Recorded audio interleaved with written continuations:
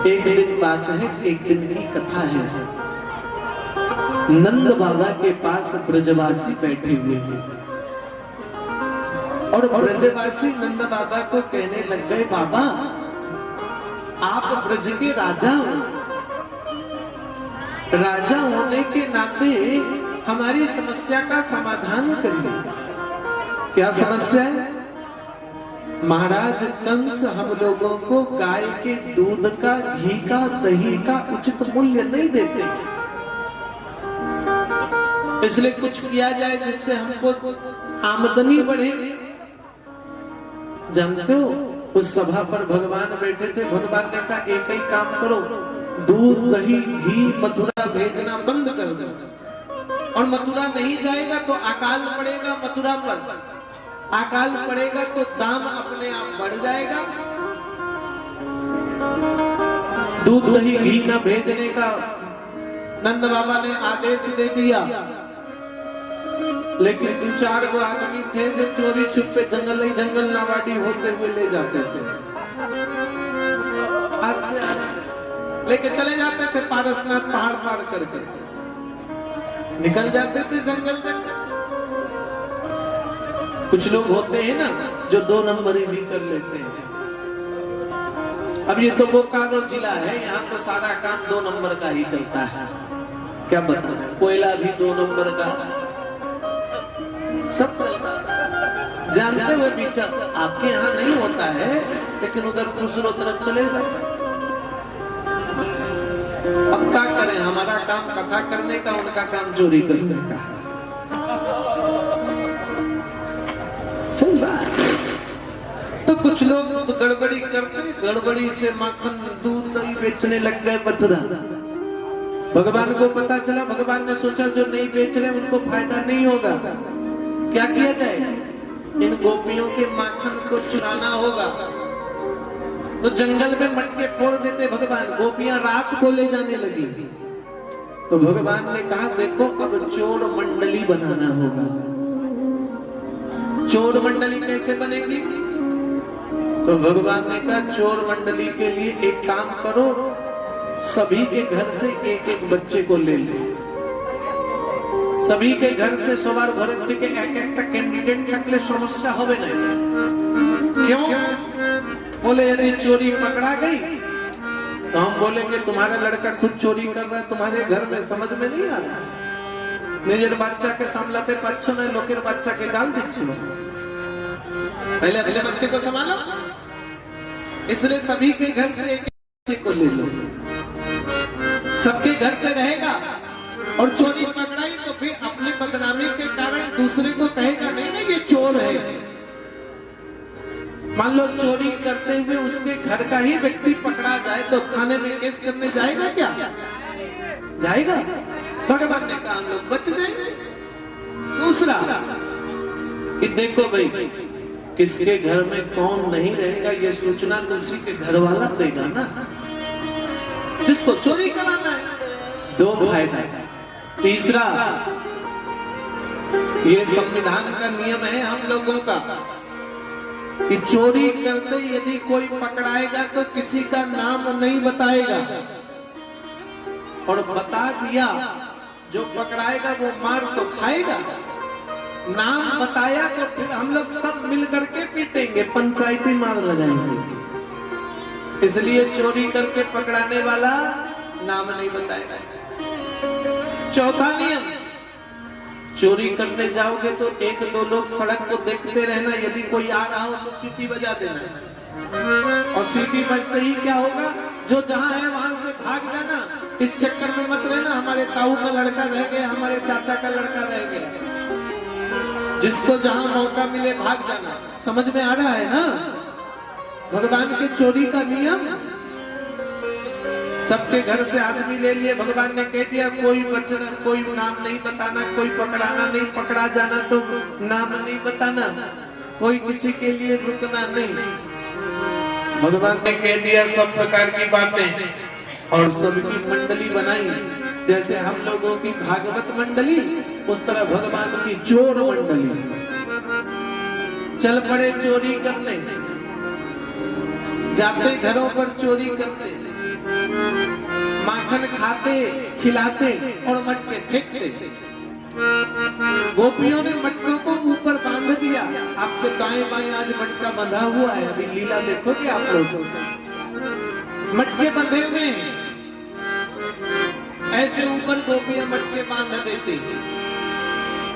भगवान ने सोचा मटके के ऊपर है क्या करें, तो भगवान ने कहा जो दूध दही खाकर मोटा मोटा हो गया उनको नीचे करो, फिर उनके ऊपर पतले पतले को चढ़ाओ, फिर उनके ऊपर और पतले को, और देखो हम तो सबसे छोटे हैं ना, इसलिए हम सबसे ऊपर चढ़ेंगे। भगवान सबसे छोटे थे, क्योंकि गोकुल में जब पूतना आई तो भगवान की उम्र के सभी बालकों को मार दिया था। सारे मित्र भगवान से आयु में बड़े, भगवान ही सबसे छोटे। जब तो मोटे मोटे को भगवान ने नीचे किया, खोटों को ऊपर, उससे खोटों को और ऊपर, उससे खोटों को और ऊपर, सबसे ऊपर भगवान गए। रस्सी पकड़ी मटके की और माखन को हाथ में लिया, चाटना शुरू किया। उसी समय दरवाजे से सीटी बज गई।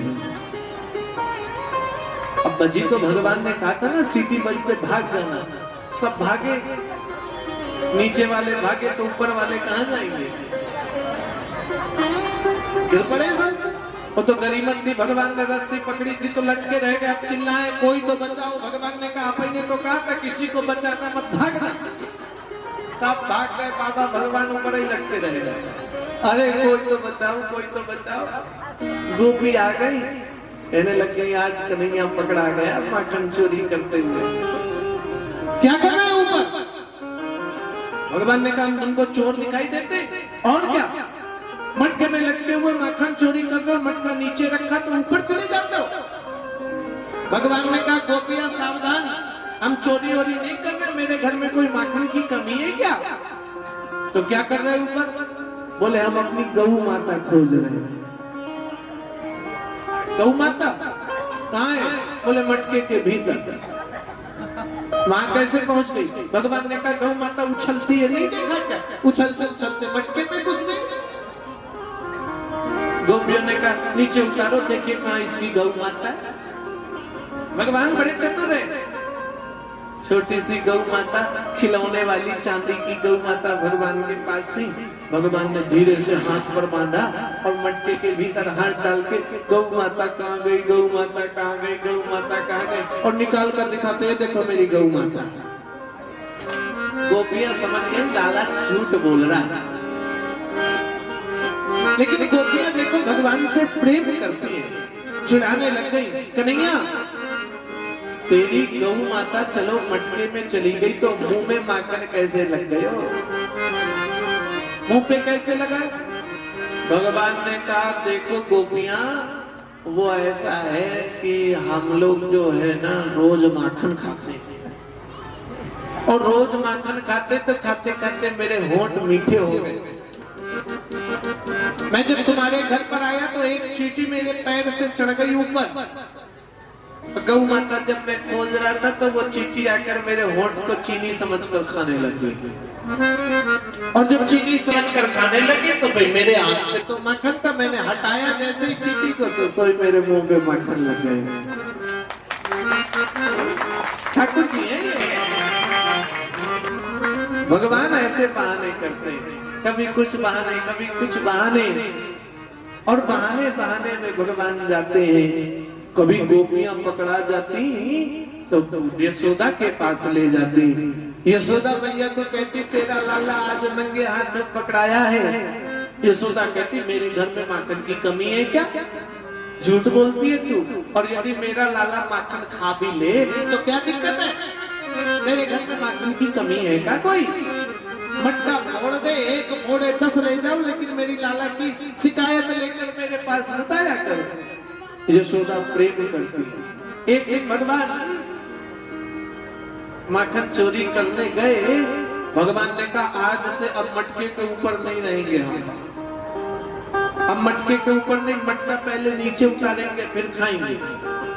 मटका उतारा भगवान ने, टेस्ट किया, माखन ठीक नहीं था तो मटका फेंक।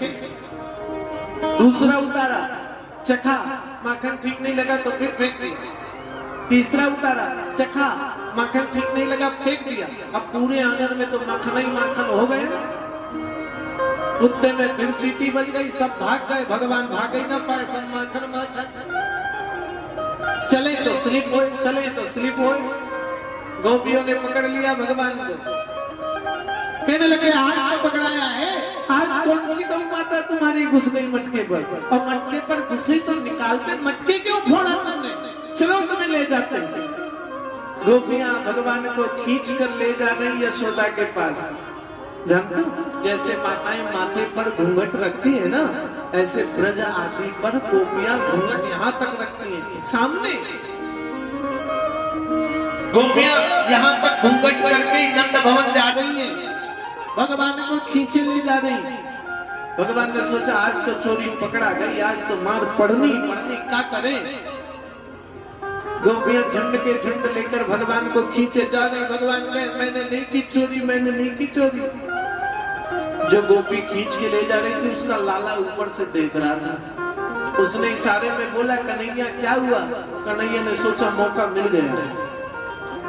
कन्हैया ने बोला तुम्हारी अम्मा जो है ना वो मेरी शादी कराने ले जा रही है। शादी कराने? हाँ, मैं नहीं चाहता, नहीं तो बोल रहा हूँ, मुझे छोड़ दो, नहीं छोड़ रहे, खींचे ले जा रहे। लाला ने कहा हमारी अम्मा बड़ी दुष्ट है, हमारी शादी कराती नहीं, तुम्हारी शादी करा रही। भगवान ने कहा कोई बात नहीं, एक काम करो तुम आ जाओ, हमारे बदले तुम शादी कर ले। चलेगा, लेकिन ध्यान रखना बोलना नहीं कुछ जब तक फेरे ना हो जाए। भगवान ने बीच पर बुला लिया और गोपियां तो घूंघट डाली हुई है ना, दिख तो रहा नहीं, खींच रही चल चल। और भगवान बोले हमें छोड़ दो, हमें छोड़ दो, हमें छोड़ दो। भगवान ने कहा सुन गोपी, एक हाथ पकड़े पकड़े दर्द हो रहा है, दूसरा पकड़ ले। जब दूसरे पकड़ने के लिए हाथ बढ़ाया तो भगवान ने वही लाला के हाथ पकड़ा दिया। गोपी अपने बेटे का हाथ पकड़े खींचे ले जा रही। भगवान 9 2 11 हो गए, भाग गए भगवान। गोपियां चल पड़ी नंद भवन में, कहती यशोदा बाहर निकल, देख मेरा लाला आ गया, आज पकड़ लाई हम। यशोदा बाहर आई, बोले कहा मेरा लाला, बोले देख मेरा लाला। यशोदा ने कहा पहले घूंघट उठाओ, देखो मेरा की तेरा। गोपी ने देखा तो भाई खुद के लाला को ले आई है। बोली तू यहाँ क्या कर रहा है। बोले हमारी अम्मा, प्यारी अम्मा मेरी शादी करा दो। अम्मा ने कहा घर चल, शादी भी होगी, बहु भात भी करा, चल घर शादी करा। हम कन्हैया को पकड़ के आए थे, कहाँ गया कन्हैया। कन्हैया कन्हैया तो भाग। ऐसी लीलाएं हैं भगवान की, प्यारी प्यारी लीलाएं हैं।